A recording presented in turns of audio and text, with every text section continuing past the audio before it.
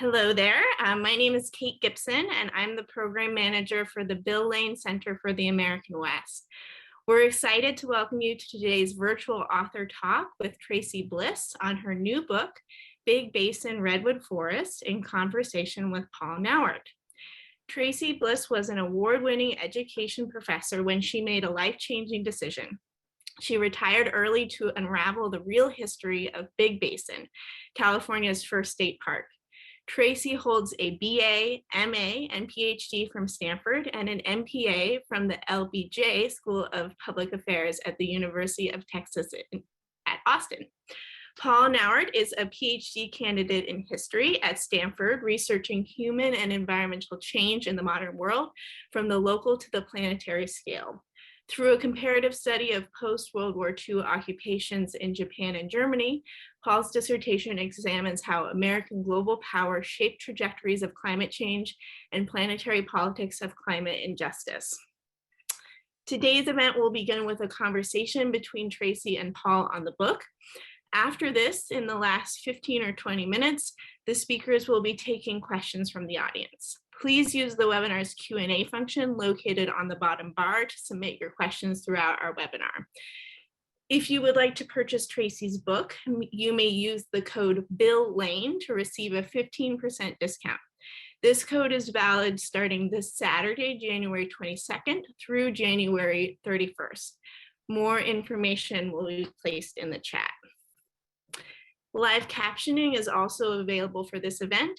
To access the captions, please click the CC icon located on the bottom bar of your screen and select either Show Subtitle or View Full Transcript for your preferred option. A recording of the conversation will be available on our YouTube channel and our website after the event, and will be sent to you via a follow-up email. Thank you all for attending. With that, I would like to turn the conversation over to Paul. Thank you so much for the kind introduction, Kate, and much gratitude to Stephanie, Olivia, and all the folks at the Bill Lane Center in their great organizing work for this event. Thanks for everyone who's joining today. It's wonderful to see such a big crowd here. I'll be starting with my own questions, but as Traci and I talk, a reminder again to drop your questions into the Q&A section of Zoom, and I'll get to as many of these as I can later in the talk.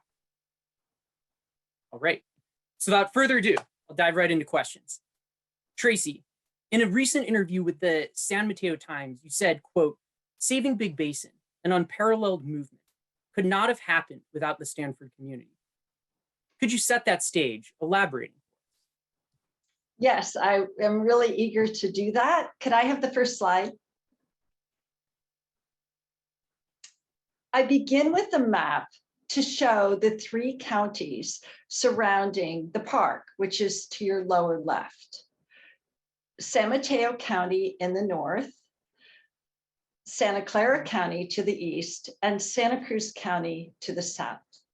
From these three areas emerged the leadership of the Save the Big Basin movement. It was truly a team effort. Now, in 1900, when the movement began, getting to Big Basin was quite an ordeal. From Santa Cruz, the city of Santa Cruz, at your very lowest part of your screen, from Santa Cruz to Big Basin was a full day's journey. First, you went by train, and then you switched to a buggy and went 13 miles over a potholed road. But the very pristine sense of this vast, vast area is what meant that it had never been logged, although all the area around the Santa Cruz Mountains had been. Next. So now imagine it's 1889, the height of the Gilded Age, rapid industrial expansion, opulence, extravagance, and Senator Leland Stanley wears several hats. 2 years earlier, he and his wife, Jane, had founded Leland Stanley Junior University. He is the wealthiest man in the United States Senate, and he chairs the Committee on Public Buildings and Grounds. But for our story, the most significant thing is that he is the president of the Southern Pacific Railroad, which owns Big Basin. Is Big Basin going to become just another rail line for the Southern Pacific? Well, Leland Stanford defies those predictions and says in 1889 that Big Basin should become a grand and beautiful park for the public. So at that point in time, he was so powerful, that should have been easy. But instead, it becomes extraordinarily complicated because of the ownership of Big Basin. Why? Because Leland Stanford's closest friend and business partner was Mark Hopkins. When Mark Hopkins died, he left an enormous fortune with no will. That set the stage for his widow to treat her adopted son very badly. And this is the story you're going to hear. And by the way, at that time, it was getting news all over the country because it was such a salacious story. Next. Timothy Hopkins is the adopted son of Mark and Mary Hopkins. And he was about to go to Harvard when his father, Mark Hopkins, dies. So he says, no, I'll stay home. I'll work for the Southern Pacific Railroad and take care of my mother's interests. But when his mother dies, the man that she has married, the wicked stepfather, has made absolutely sure that Timothy Hopkins doesn't get a penny of the Hopkins estate. Well, San Francisco is in an uproar about it, and there's all kinds of legal battles.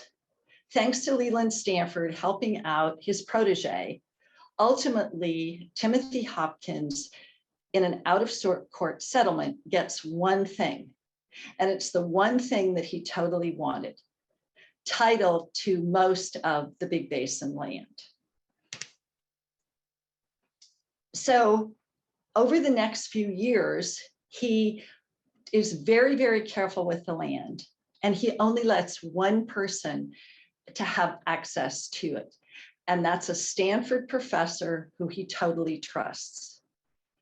The first chair of Stanford's botany department, a man by the name of William Dudley, who had been recruited from Cornell.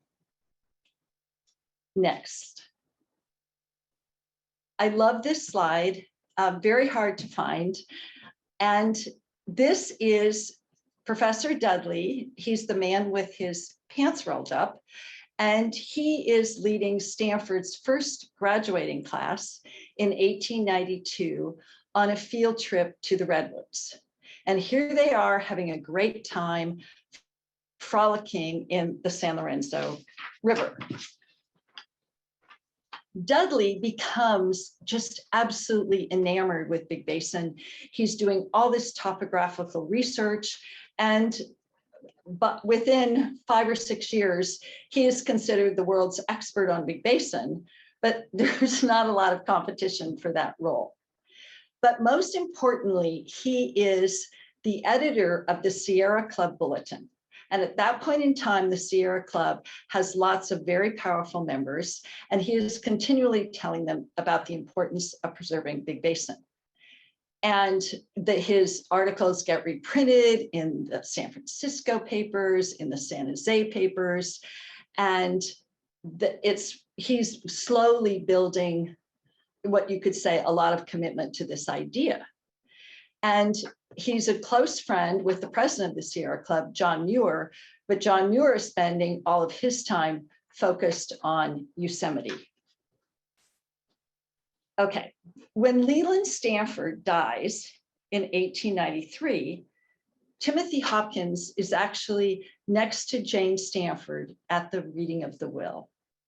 And I kept thinking, it must have been going through his mind, how will I be able to make sure that my mentor's vision of Big Basin becoming a park actually happens? And one of the things he does early on, which shows his intention, is that he builds a fence in Big Basin to make sure that his neighbor, a famous lumberman, cannot get any lumber in or out of Big Basin. So he and this lumberman are at odds with each other, but activity is still going on in the park.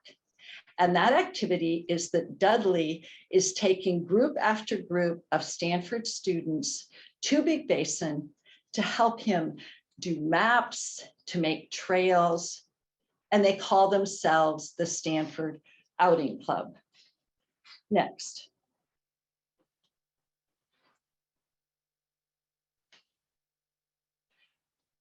In the spring of 1900, the events that launched the Big Basin movement happened one right after another. The first thing that happens is a photographer from San Jose, Andrew P. Hill, meets with Santa Cruz businessmen, and he wants them to go to collaborate with San Jose businessmen to turn the Grove at what is today Henry Cowell Redwood State Park into a public park. And the Santa Cruz businessmen say, no, that area is already being preserved by the owners. You help us preserve Big Basin. So at that moment in time, San Jose and Santa Cruz come together and a joint partnership in we are going to save Big Basin. And the Santa Cruzans choose as their leader, their local county bank president, William T. Jeter. Now, significantly, Jeter had just served as the beloved Lieutenant Governor of California. So he had a huge network. And what Jeter does, he was considered a master deal maker. He brings Timothy Hopkins together with the Big Basin lumbermen who had been fenced out and gets them to consolidate their Big Basin lumber interests in the Big Basin Lumber Company. Now, this was a very significant move because it meant that the state of California would only have one entity it would have to negotiate with when the time came. So moving right along, Dudley actually will become the rudder of the movement. His expertise was so valuable. And if it comes up in Q&A that people want some examples of how he actually saved the park with his expertise years later, I would be happy to provide those. Next. So what Jeter does next, 1 week after the Big Basin Lumber Company is formed, like this momentum is just moving so quickly, he brings together all these influential people at Stanford. And here they are on the Stanford quad with Andrew P. Hill taking the photograph. So let me tell you who some of them are. So second from the left, the man with the very long coat, that's David Starr Jordan, the president of Stanford. Moving in next to him is Professor Dudley. The tallest man with the hat is William Jeter. And next to him are two Santa Cruz businessmen. The woman is Carrie Stevens Walter, who is a well-known, well-regarded publisher and journalist. Everyone else in the picture is an academic from Stanford, UC Berkeley, San Jose Normal School, and Santa Clara. And that is the group that Jeter then says, all right, Dudley is the star of this show. And Dudley brings out his photographs. Look at these beautiful trees and his maps.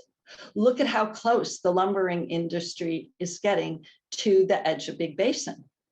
And he totally convinces the group and they say, we are the movement to save Big Basin. And that's May 1st, 1900. And Jeter immediately asked the two Santa Cruz businessmen, please organize an excursion to Big Basin very soon to make sure we get critical people who represent major organizations so we can have the necessary buy-in. So it's that moment in time that the Big Basin movement is launched, and we will get to this historic event of the creation of the Sempervirens Club in a few slides down. But basically, Paul, that sets the stage and why, from my perspective, Big Basin couldn't have happened were it not for all of these essential players from Stanford. That's fascinating, compelling history, especially given how many of us here today are connected to Stanford in all different ways. I had a follow-up question for you, Traci. Before the Southern Pacific Railroad, under Stanford's leadership, ever got a hold of the land that eventually becomes Big Basin Park, who exactly owned the land? I found this section of your book where you unpack this story just riveting. To me, it read something like a detective story. The level of collusion and corruption was astonishing, frankly, in the history of Big Basin before it passed into the control of Stanford. Could you unravel more of this for us? Yes, and it was a detective story. When I first began to research it, Paul, the question I kept wondering about was, why hasn't anyone else written about such a nefarious land grab? And I discovered it was because the bad guys made absolutely sure the story was so opaque that it couldn't be traced. This photo is one of a kind from the Minnesota Historical Society, and it's called Dakota Sioux half-breed, the derogatory term that was used in that era. The pictures showed the victims of the story I'm about to share. These individuals, this group of individuals, were promised by law their choice of land. Yet here they are in the middle of nowhere, and you're going to find out why. In 1854, Congress gave to the mixed ancestry Dakota Sioux in Minnesota land certificates that could be used anywhere in the United States to acquire unclaimed land. Congress specifically stated on the certificates, they were non-transferable. But land speculators concocted this amazing scheme to get the land certificates and use it for themselves, while government officials just looked the other way. William Chapman, one of them, fraudulently obtained many of the Dakota Sioux certificates in the 1860s, and I have several of those listed in my book. Most eager to become a timber baron, he takes his trove of certificates, goes to California, and oh, how convenient that his brother is the government land surveyor who just smooths out the whole process for Chapman. So Chapman now, as the first owner of prime Big Basin timber, he is determined that he is going to be this logging czar, but he cannot get the logs out of Big Basin, as we've already seen, because the terrain is remote and rugged. For a decade, he tries and tries, and nothing works. The forest literally resisted him. In 1881, he sells it to a new owner, and this new owner has an even grander scheme. They are going to build a railroad from Boulder Creek all the way to the Pacific Ocean. They try for 4 years to make that happen, and again, the forest resists this commercialization. And that's the point in which Leland Stanley jumps in and gets control of the Big Basin land. Paul, before leaving this topic, it's very important for me to explain that it was so complicated that I had an assistant, a collaborator throughout unpacking this, and that's Santa Cruz writer, Sally Iveson, because she had decades of experience working for the University of Minnesota library system. And she had all of this knowledge and context. And we then contacted at least a dozen historians and journalists, and each person gave us a piece to help put together how could this most cruel injustice ever have happened. Wow. I appreciate you sharing that history both in the book and again for us now, especially your point around the agency of the forest in your reply. So far, Traci, you've talked about mostly men as actors in the narrative of Stanford and Big Basin. But throughout your book, you said your main motivation was centering women.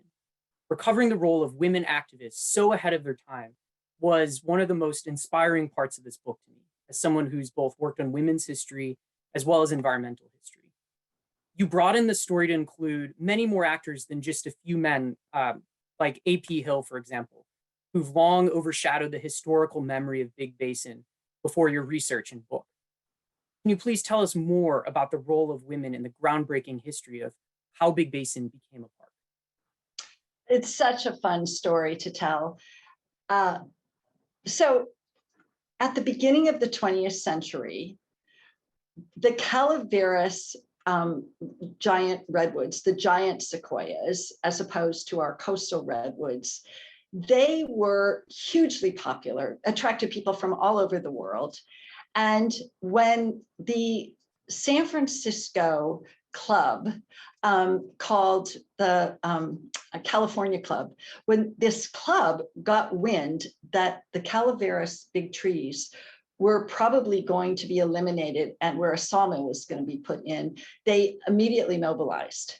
Now, these San Francisco women were very prominent, they were very well connected, and they were close friends with the woman who was the most well-known woman in Northern California, Phoebe Apperson Hearst. She was so well known because she was the first woman appointed to the UC Board of Regents and extremely generous with buildings and helping the university develop. So also very significantly, her son is William Randolph Hearst, the owner and editor of the San Francisco Examiner, who has been writing about preserving Big Basin for years. But in this case, the mother-son duo go all in for saving Calaveras. And it happens within just a few months. And Congress acts, they put aside the Calaveras land, and ultimately Calaveras will become a state park in 1931. But what it did is it said to everybody who'd been thinking about Big Basin for years, this is possible. This gives us a vision of the possible. And one Santa Cruz editor even said, well, why can't women do it for Big Basin? And I should mention that Phoebe Hearst ends up being the first contributor to the Big Basin movement. And then for the rest of her life, also continues to contribute to Big Basin. Now, remember when we left off at that Stanford event where the movement got launched and Carrie Stevens Walter was the only woman involved in the movement? Well, that was short-lived. And the reason that was short-lived was because she immediately goes back to the San Jose Women's Club and she gets the 200 members of the San Jose Women's Club to completely join the Save the Big Basin movement. Mm. At that point in time, the president of the club is a Quaker missionary named Louise Coffin Jones, and she joins Carrie on the excursion that's going to happen going to Big Basin that the men from Santa Cruz are leading. Next. So here's Louise Coffin Jones. And she and Carrie join with the men after this incredible experience of 5 days of total immersion in Big Basin of creating the Sempervirens Club. And they were thinking this club will be the publicity arm, because Carrie and Louise had been taking notes constantly. They knew they were going to write all kinds of articles, and we'll call it the Sempervirens Club.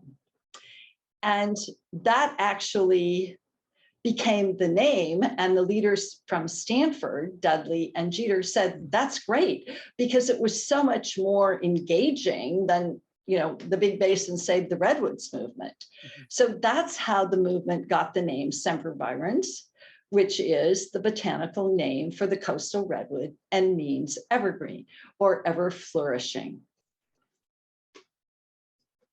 So one of the most important things to me when I was learning about the Sempervirens Club was it was practically unheard of in that era that you would have men and women as equals in an organization.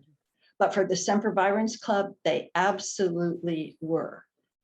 And they united, they galvanized people around California for one shared mission, which was save Big Basin and be sure it's preserved in a state of nature. One of the things that's always kind of troubled me is that the standard photo of the Sempervirens Club being formed has them all in a tree. And Carrie and Louise are just scrunched way over on the side, and you can barely even see their heads. But the men are, fully visible. Each of the 5 men or 6 men, they're fully visible, even though several of them were very minor players in the movement. And so this next slide, I think, tells a more accurate story of that excursion experience. Next. So if you look really closely at this picture that was unposed, Louise and Carrie are at the leading these men along an area which there's no trail there yet. So they were literally trailblazers. And I love this picture because that's really what the women did for the movement. As soon as this event was over, Carrie and Louise and another journalist, Josephine McCracken from Santa Cruz, begin publishing articles in newspapers and periodicals throughout California. And get this fact, 90% of all the articles written about Big Basin were written by women. And that was the vehicle by which the public and all of these civic organizations became informed about Big Basin. And they were so effective. And they would, for all of their articles, they would use Andrew P. Hill's amazing photographs to illustrate their work. So instantly, there's women's groups all over California that are jumping on board. They're becoming involved and mobilized. But how is this happening at a time where automobiles are still a few years away and there's still all kinds of people that don't yet have telephones? How are and why are these women able to mobilize? Well, in 1896, the suffragist movement in California, the women actually lost the right to vote, their fight to get the right to vote. But they had all of these networks. And some women were not in favor of suffrage. Phoebe Hearst, for example, she privately was for it, but wasn't going to come out publicly. And neither was William Randolph Hearst for suffrage. And what I discovered that was so exciting for me is that Big Basin and the cause of the Sempervirens became the great unifier for California women. There was nobody was opposed to it. And then Mrs. E.O. Smith, for the legislature, when they're considering the Big Basin Park Bill, called the Redwood Park Bill, she testifies before the legislature. And she says, all the women of California want their state tree saved. It was very powerful because the legislature had gotten all these mixed messages when it had come to suffrage. So women were united in a common voice, mobilized throughout California, petitioning their legislators. And ultimately, it was more than 1,000 women in Los Angeles, the native daughters of the Golden West. Probably most of them had never seen a redwood, but they were the ones that put sufficient pressure on the governor for him to sign the Redwood Park Bill. One final point I'd like to make before we leave the particular question of women's involvement is, I think, a hugely overlooked fact is that between 1901 and 1907, there were 2 presidents of the Sempervirens Club, and they were both women.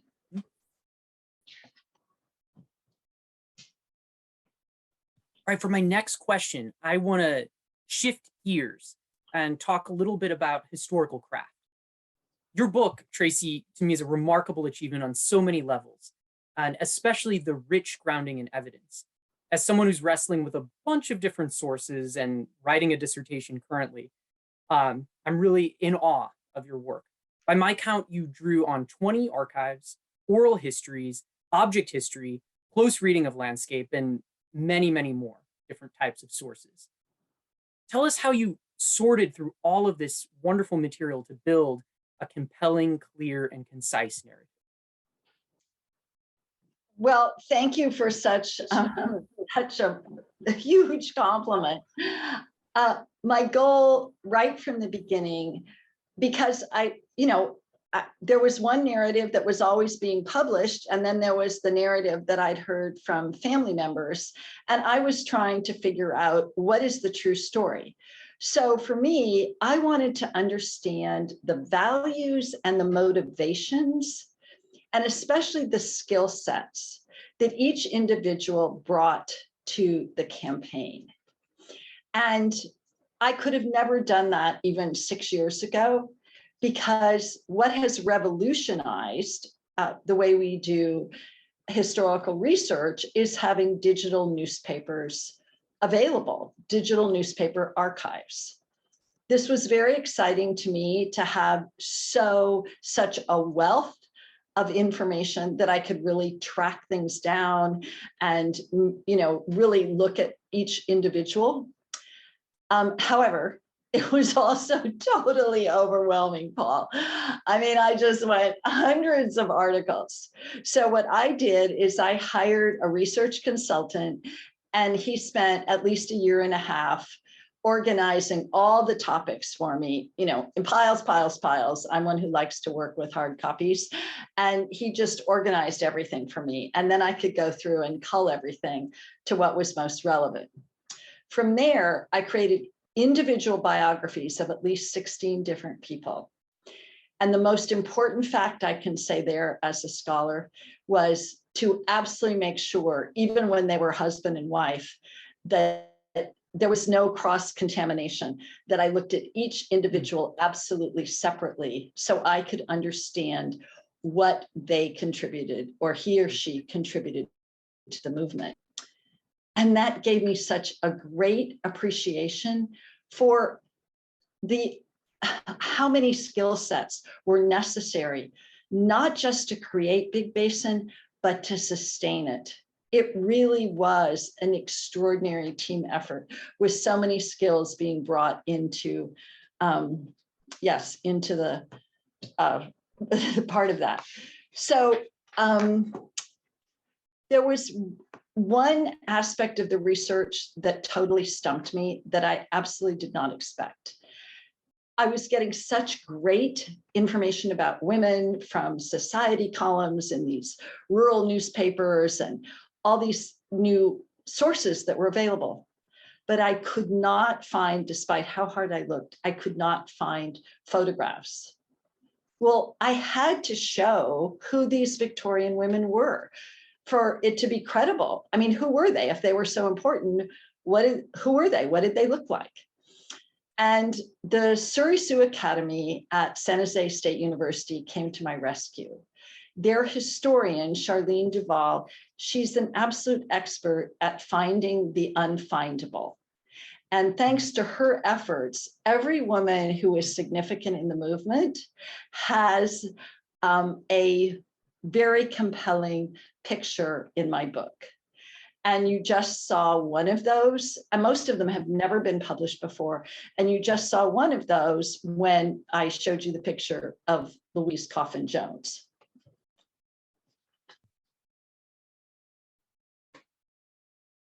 Thank you. And while we have the cover of your book up on screen, this brings me to my next question that I had for you.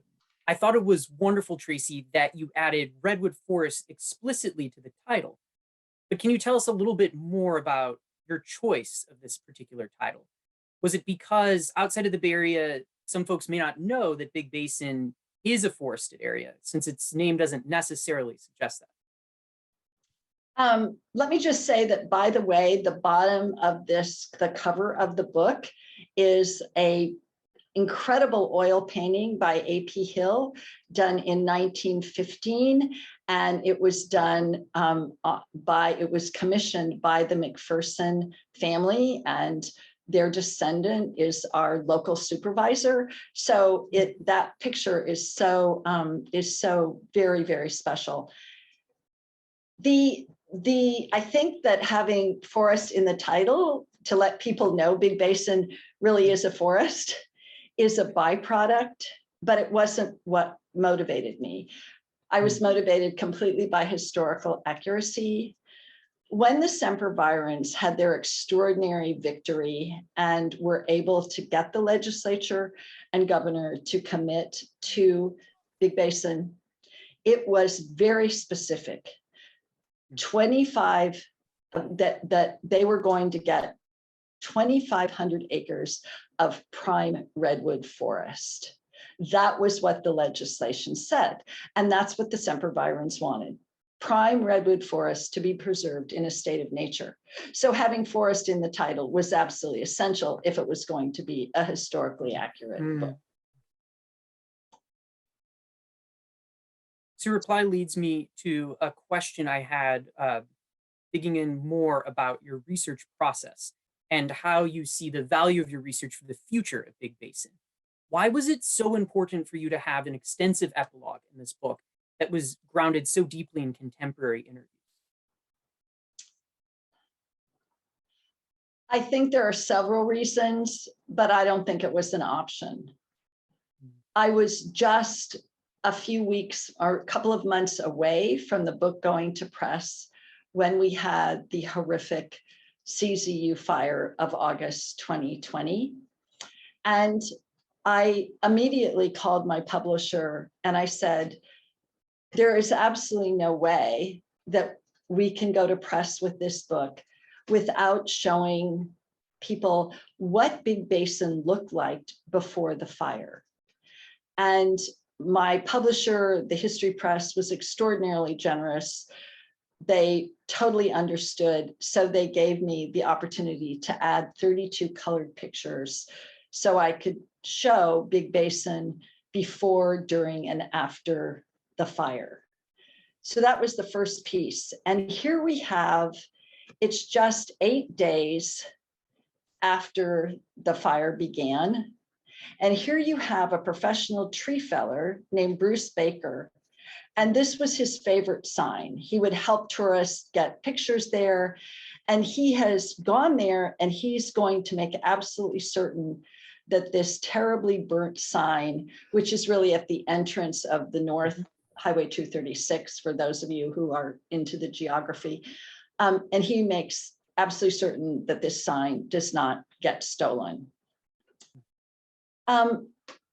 Gosh, as for the writing of the epilogue, the stories that I tell in the hugely long 5,000-word epilogue, those stories seemed to me, when I would go to webinars and I'd read the newspaper accounts, what was truly missing was the first-person accounts of the Big Basin staff that were actually in the park when the fire happened. What could be more meaningful than to hear from those individuals for whom Big Basin was their life? And here, next, please. Here you have near the administration building, here you have Big Basin just before the fire. And next, and here you have, after the fire has been extinguished in December, finally, of 2020, here's Susan Blake, the 14-year interpreter, standing on the only thing that's left of the administration building, or everything, all the buildings have been burned. This is a very lone artifact, these steps. So Susan's story was very important for me to capture. Also, one of the most gripping stories for me happened on the night of August 18th. And fire has just instantly, because of these terrible winds, has surrounded the park. And 7 rangers are told they must go in and evacuate 1,000 campers. Now, you all know traffic issues in Big Basin, in and out. 1,000 campers have to be evacuated in a very short period of time. And some of them don't want to leave. And this is what happens, is these 7 rangers are actually able to make sure all of them get evacuated. There's not a single injury. And to me, it was miraculous. And I'm going to read to you, I actually asked Alex Tabone, who is the operations manager and who was leading the group of rangers. I asked Alex this question because he and one of the other rangers also had their homes at Big Basin, as did Susan Blake, who you see here. And I said, but Alex, while you're evacuating everybody, weren't you thinking about your own house in Big Basin? And this is what Alex said. Here is his response. It did cross my mind, but I swore an oath to protect people and to protect the park. Your oath is not just for days when everything is going well, but for when everything is going wrong.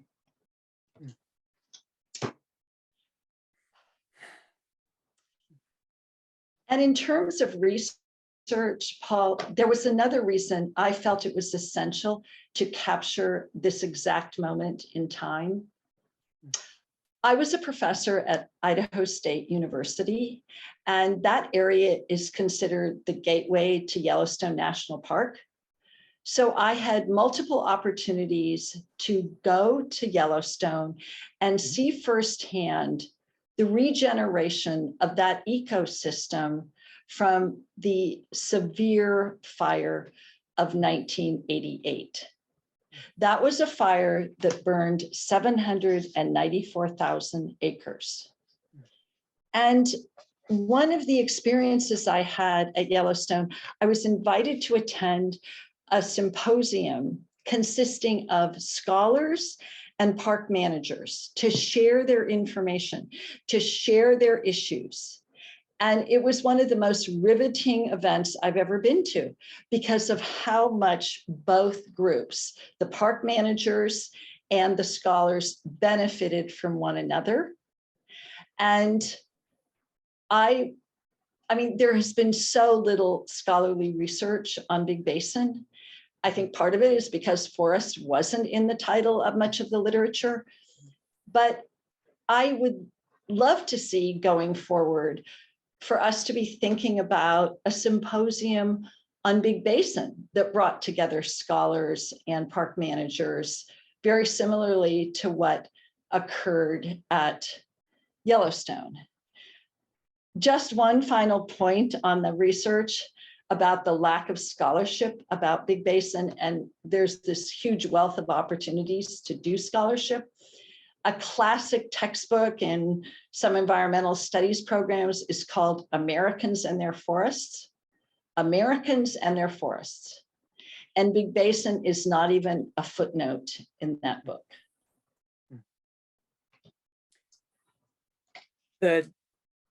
So much in that rich reply, especially the point around connections between policy, resilience, experience of staff, and historical scholarship. Perfect segue to my question, and I think there are some questions in the chat. There are also folks out there interested in that theme that I'll get to in a moment. So another question for you. Across California and the US West, more and more parks and public lands are relying on indigenous knowledge for changing forestry management practices, for example, turning more to prescribed burns. Traci, can you share more broadly about what you think the history of Big Basin teaches us about the role of Indigenous presence and knowledge, what that presence and knowledge should play in parks and environmental education today? Well, along with the erasure of women, the official history of Big Basin has also never included the story of the Native people who stewarded this land for millennia. And that's why I asked, I wish their names showed up better, but that's why I asked two state park experts who have very close relationships with tribal leaders to write the foreword of my book and capture the practices of the Chitoni and the Kiroste people in how they lived in reciprocal and harmonious relationship with the land. And the history of Big Basin is a familiar American story. And I include that in my book of, dispossession and theft of land. And that's why I think it's so wonderful that the current Reimagining Big Basin process is working very closely with tribal leaders. And my hope would be that their stories, their ways of wanting to share their experience are very much a part of Big Basin's future. As a Redwoods Park docent and docent trainer, I'm very focused on our interface with the public and having that as authentic as possible. And I think State Parks is totally on board with that and wants to see that for Big Basin in the future. And that's why an ongoing presence of Native people is so important for the park when it eventually reopens completely. I have one closing question before I turn to the wonderful audience questions that are coming in. Traci, as we reflect on the history that you present, and as we start a new year, what do you think the Santa Cruz Mountains redwoods have to teach us today, the trees in the forest? Oh, goodness. Whenever I do a walking tour, I always share with people that for me, what the redwoods are always teaching us, and they're teaching us over and over again, is what it means to live in successful community. And there's so many examples that the redwoods have, but I just want to give you the most recent one. In December, we had all these torrential rains in Santa Cruz. And as a result, in early January, several trees in Henry Cowell Redwood State Park became uprooted and fell over. Douglas fir, okay, and bay laurel. But to the best of my knowledge, not a single redwood became uprooted or fell over. And why is that? That is because these very shallow roots of the redwoods, they're all interconnected with each other. They're totally interconnected. So when disaster happens, when you have terribly high winds or floods, what happens? They hold each other up. And that is, to me, the most important message any of us can hear today. That the redwoods, to me, are among the oldest trees in the world because they totally get what it means to have a true community. Well, thank you so much. It reminds me so much of what you shared, drew your great-great-aunt Jenny first to the redwoods and how she thought about the roots, the trees, and what it taught us about community. And I think it also, as a historian of environment and climate, some important lessons in there as we all confront climate crisis and climate change. All right, so I want to turn to audience questions. First one, I'm delighted to see that we have a question from Patrick Shea. Traci, actually in a conversation that we had preparing for this talk, shared with me, and Patrick is sharing in the Q&A box with me as well, that Pat and Traci were undergrads together at Stanford years ago.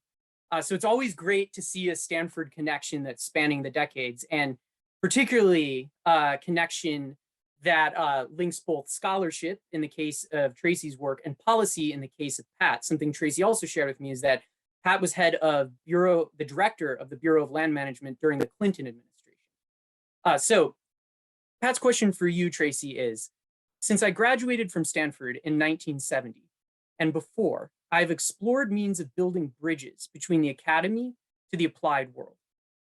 Even though I live in the latter, I've been in and out of the academy and still have not been able to build such a sustainable bridge. Dr. Bliss's book implicitly suggests a site for the construction of such a bridge between Stanford and Big Basin. What can be done to start construction on such a bridge, Traci? Oh, wow. Patrick, you've never asked easy questions. And one of the things that has so inspired me after this horrific tragedy is how much love and commitment there is for Big Basin. And so many people want to contribute. So many people want to help the future. And because there's been so little scholarship on Big Basin, it's like a fresh start.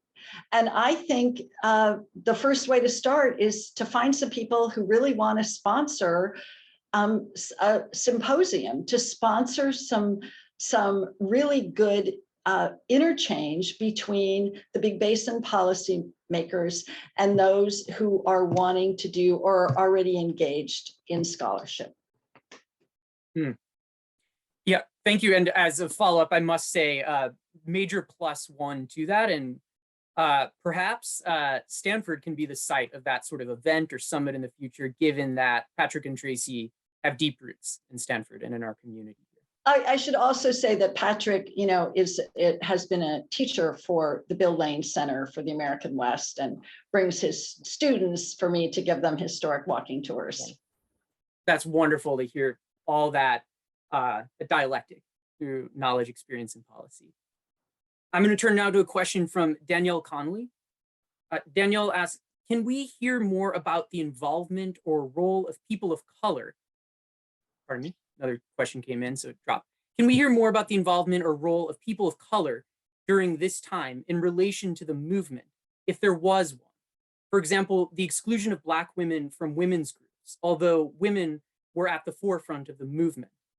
Or, for example, the utilization and often exploitation of Chinese workers by Stanford and his railroad company. If these workers or Chinese Americans or members of Chinese diaspora were involved. Traci. Okay. So in the research that I do, I like to look at examples of people standing up for what is right. And one of the things about the Big Basin story is 3 of the most essential women, Louise Coffin Jones, Mrs. E.O. Smith, and my relative Jenny Jeter, they all came from very staunch abolitionist backgrounds. And I believe that they learn from that.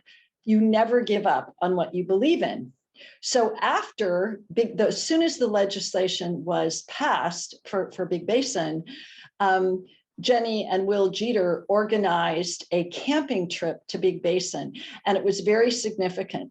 And it was the first camping trip that was, allowed. And it had Reverend Pon Fang and his son, along with several other children, so that actually the first children to camp at Big Basin after the legislation passed are both Chinese and white children together for 2 weeks. Now, that was one person taking a stand, but they were taking a stand for a very strong message that I know the Santa Cruzans believed in, and that was Big Basin is for everyone, and there will be no exclusion. And then the Sempervirens had a camping trip, and Louise Coffin Jones and Carrie Stevens Walter discover that the man who is there to help the cook, who has been catering all the events, is the Reverend George Jackson from the First African Methodist Episcopal Zion Church in San Jose. Well, when they find this out, they go, oh my gosh, would you be willing to give the first sermon in Big Basin? So the first sermon after the legislation is passed and it's a park is given by the Reverend George Jackson. those are just two examples, but they're examples of people standing up for what was right. Thank you. We have a question from George Guido. Did Theodore Roosevelt play any role in the proceedings? And I imagine implicit in this question too, did Theodore Roosevelt have any connection to Big Basin, visit it, and maybe the wider connection of the park to the conservation movement? In this Yeah, it's a great question, and I really agonized about putting it in my book, but it was off. It was not specific enough to the Big Basin story. Santa Cruzans brought Teddy Roosevelt to Henry Cowell Redwood State Park in 1903 because Teddy Roosevelt was on his way to meet with John Muir to discuss Yosemite. Teddy Roosevelt had never, ever seen redwoods before, and he gets off the train at Henry Cowell. Can we go back one slide? Is it possible to go back one more? Yes, here is where Teddy Roosevelt comes. And what does he see? That all over these trees, people have put calling cards and plaques. And Roosevelt just goes ballistic and says, take those down. It's desecration. Take them down, take them down. But they wouldn't listen to him. And some of the locals even then unveiled a tree with a plaque for Teddy Roosevelt. But what Teddy Roosevelt was doing was exactly what the Big Basin movement was all about. These trees need to be preserved in a state of nature. They can't be desecrated. They can't be, there has to be stewardship that really puts the health of the trees first. So no, he never went to Big Basin, to answer your question, but he made a very strong stand in Santa Cruz saying, care for the trees first. They didn't listen to him, but that was the stance he took. Thank you. I want to acknowledge that we're right at 3:30. We can go a few minutes over, so I'm going to close out with a question from the audience that I think makes a good segue to an event that Traci and we wanted to share with the group. And also have a few closing words after this question, after Traci's response. Has Traci been able to visit Big Basin since it burned? And are you, Traci, at all involved in the restoration efforts? Are you active also with the Sempervirens Club currently? Well, I haven't personally been to Big Basin. I've looked at all of the videos. There's incredible work that Friends of Santa Cruz State Parks have done, capturing these moments in time. I stay in the historian role. I will be training soon a new group of docents for Henry Cowell, which the whole Big Basin story will get involved in. The policymakers, I invite you all, and the information will be put up in just a moment. I invite you all to come with Paul and myself to the second webinar that State Parks is having tonight at 6 p.m. to have experts talk about what are the next steps and when will parts of Big Basin be open. So I feel that my role is to continue to what I see myself doing going forward. I've got several more talks scheduled, and I want to continue to tell the public the story of Big Basin. And I think, Paul, maybe this is the right time. I'd like to conclude by sharing from one of my favorite authors. When I was an undergraduate, I first became very inspired by N. Scott Momaday, by his book called The Way to Rainy Mountain.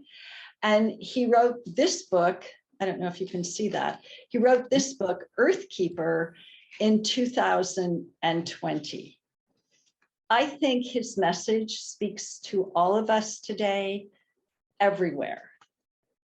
We humans must revere the earth, for it is our well-being. Always the earth grants us what we need. If we treat the earth with kindness, it will treat us kindly. If we give our belief to the earth, it will believe in us. There is no better blessing than to be believed in. There are those who believe that the earth is dead. They are deceived. The earth is alive, and it is possessed of spirit. Consider the holy tree. It can be allowed to thirst. It can be cut down. Worst of all, it can be denied our faith in it, our belief. But if we speak to it, if we pray, it will thrive. Thank you so much, Traci. That I couldn't think of a better way to end this event. I want to thank you for your incredible scholarly work, for your wisdom that you offer to policy and to the future of our parks, and to the audience for your all's participation. There are a number of questions I wasn't able to get to, but many of those questions are answered in Traci's book. And also we've dropped in, thank you, Stephanie from the Bill Lane Center, for dropping in links to the webinar that Traci mentioned this evening around rebuilding with resilience at Big Basin, as well as the citation from the book that Traci just read from. So everyone, please join me in a round of applause for Traci for this wonderful presentation. Thank you. Thank you all so much for coming. And I do want to say, I work very closely with state parks in terms of what can I do to be of assistance. And in November, I, along with the author of the foreword of my book, Mark Helkema, we did the first webinar that the state gave to give the historical perspective. Thank you so much to the Bill Lane Center. It's just been a real pleasure. Thank you so much.